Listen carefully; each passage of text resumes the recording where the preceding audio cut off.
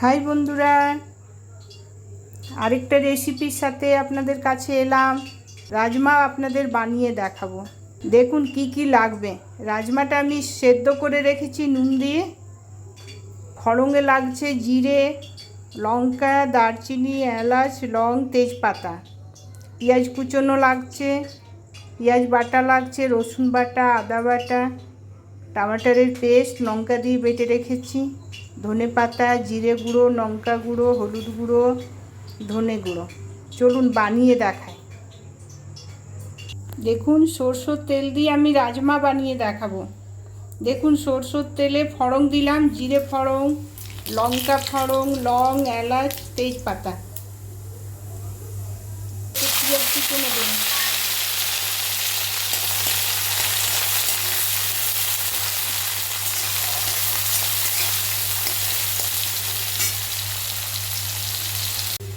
দেখুন ভাজা ভাজা হয়ে গেছে।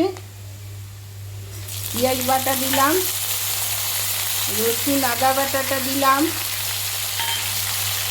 টমেটোর পেস্ট দিলাম, লঙ্কা গুঁড়ো দিলাম।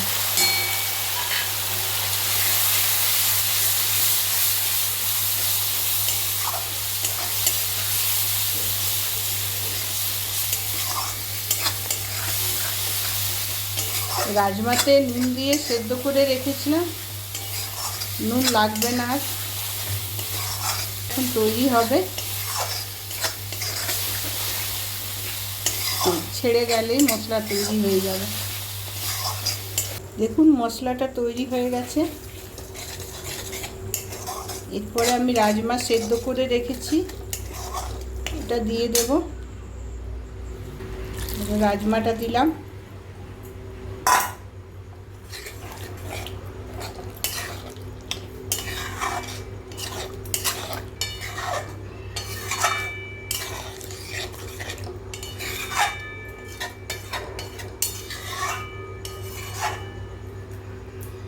একটু ঢাকা দিয়ে দিই। 5 মিনিটের মধ্যেই হয়ে যাবে। সেদ্ধ করা আছে রাজমাটা, বেশি দেরি লাগবে না। দেখুন বন্ধুরা, আমার রাজমার তরকারিটা বেনে গেছে। এতে আবার গরম মশলা দেব, ধনে পাতা দেব,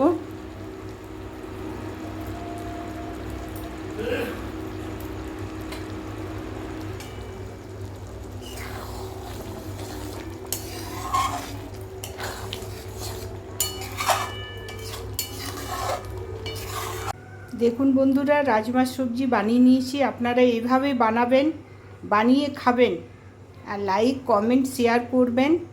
আপনারা ভালো থাকবেন, সুস্থ থাকবেন। পরের ভিডিওতে আবার আসছি।